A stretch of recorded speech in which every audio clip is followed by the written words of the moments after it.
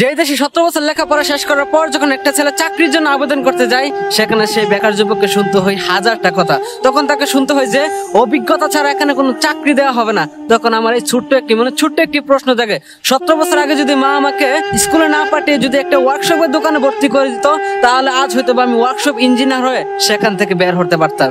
যে দেশে 17 বছর লেখাপড়া শেষ করার পর যখন একটা ছেলে একটি পাত্রী দেখতে যায়, তখন পাত্রীর মা পাত্র দোহাই দিয়ে বলে যে অভিজ্ঞতা ছাড়া আমার মেয়েকে কোনো পাত্রের হাতে তুলে দেবো না।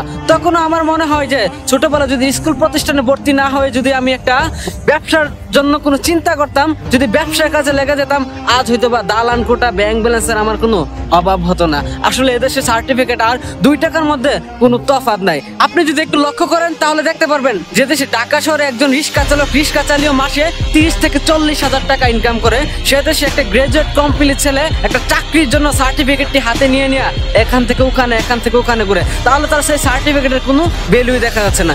যে দেশে একটা ছেলে জালমুড়ি বিক্রি করে মাসে 20 থেকে 30 হাজার টাকা ইনকাম করে এবং তার ফ্যামিলি নিয়ে সুন্দরভাবে চলাফেরা করে, সে দেশে একটা গ্রাজুয়েট কমপ্লিট ছেলে এবং একটা সার্টিফিকেট ওলা কমপ্লিট ছেলে দেখবেন যে রাস্তার মুড়ে হাঁটতেছে, তার সার্টিফিকেটটা নিয়ে কান্না করতেছে।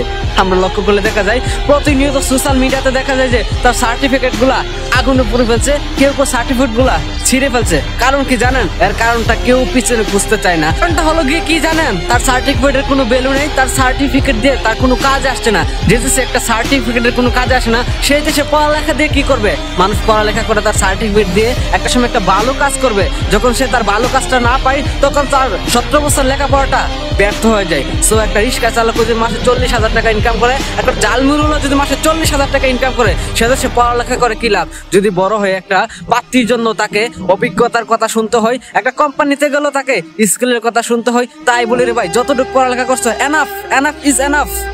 এখানে স্টপ করো।